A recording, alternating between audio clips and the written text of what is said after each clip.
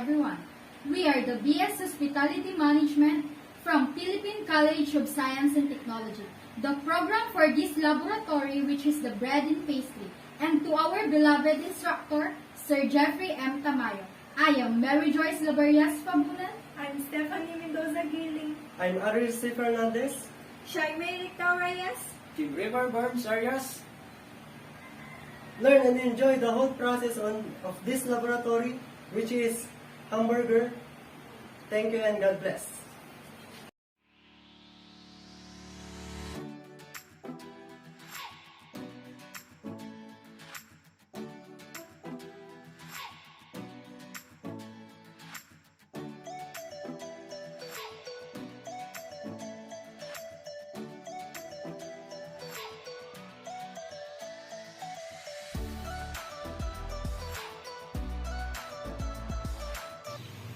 For the directions on making this laboratory, which is American Humberger buns, first is place about 1 cup of flour in the electric mixing bowl.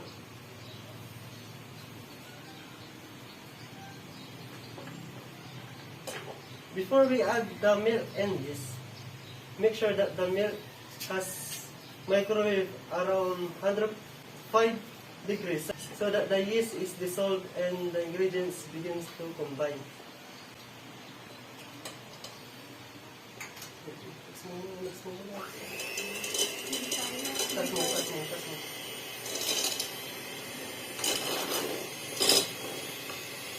Now, after mixing the yeast and flour, add now the milk.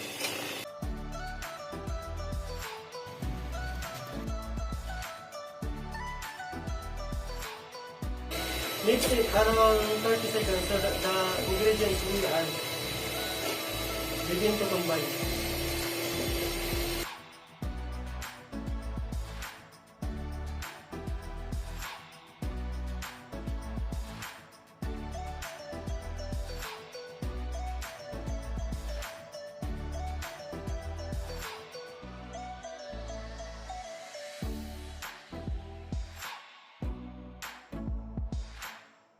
A few moments later. Now, after 30 seconds of mixing the ingredients, add the rest of the flour, which is 5½ cups of flour.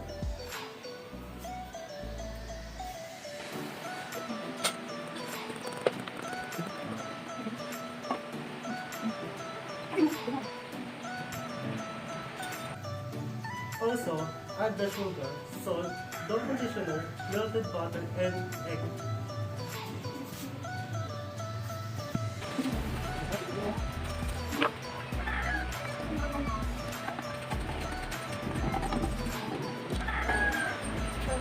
Continue mixing at a medium speed for at least 4 minutes.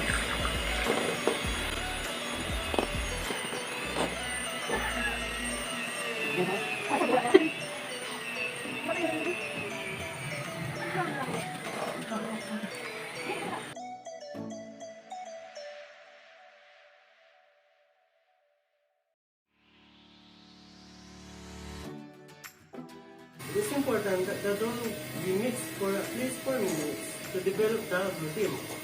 The dough should clear the sides of the bowl but stick to the bottom. The dough should be soft but just dry enough that it can be handled without being too sticky. Now, if you feel that the dough is too moist, add 1 or 2 tablespoons of additional flour.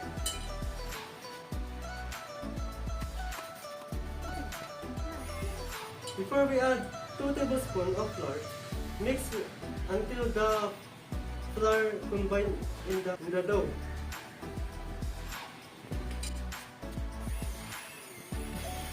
Once the dough is mixed and we meet the right consistency, move the dough to a large bowl, turn once to coat both sides and cover with plastic wrap. Let's stand until the dough is double and very puffy. 1 hour later. After 1 hour and 30 minutes of fermentation, we proceed to the next procedure, which is the grease 2 large baking sheets and sprinkle the sheets with the cornmeal.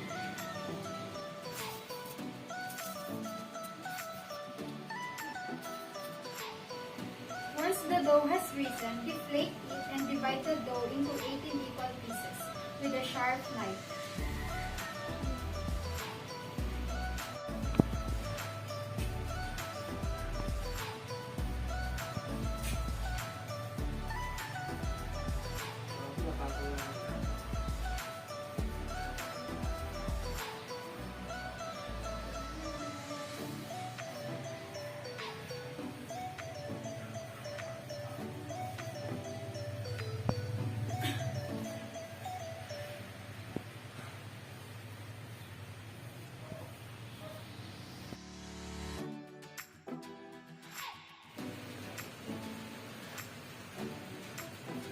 Form smooth round balls by pulling the dough around the center and pinching the seams together on the bottom of the roll.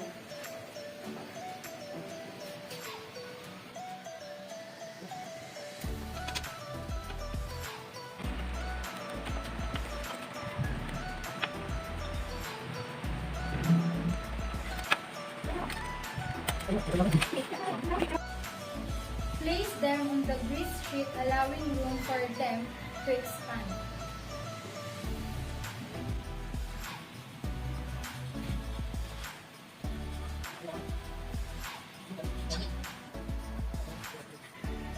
Gently press the balls into the flat disc with your hand. The dough will tend to spring back.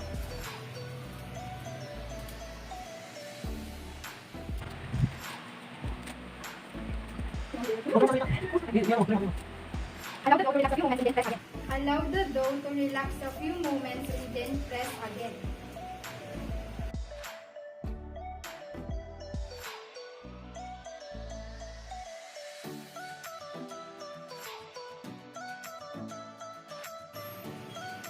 You may need to repeat the process again until you have discs that are 3 1/2 to 4 inches in diameter and 1/2 to 3/4 inches thick. After a few minutes, if you would like, lightly dust the tops with the flour. Cover the rolls lightly with plastic and allow to rise until doubled and puffy, about an hour. Let them rise completely for soft light buns.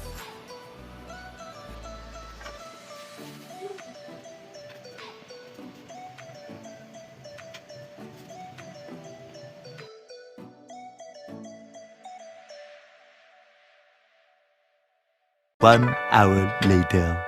After an hour of resting the dough, let's proceed for the next procedures.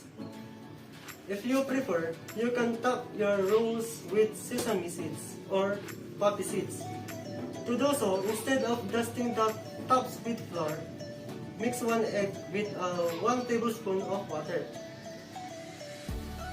Whisk well, and then after the rolls have risen and just before baking, brush the egg wash on the rolls with a pastry brush.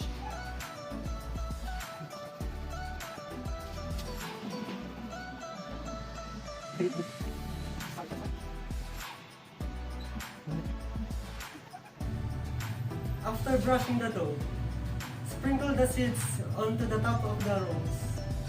The egg wash will hold them in place.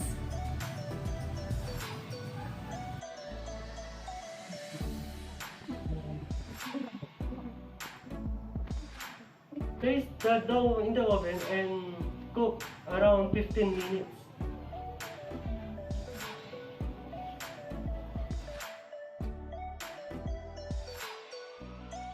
A few moments later.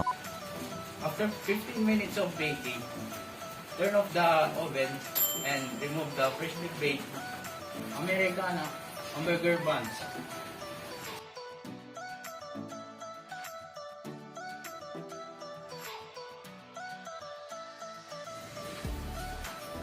This is our finished product in this laboratory, which is American Humberger buns.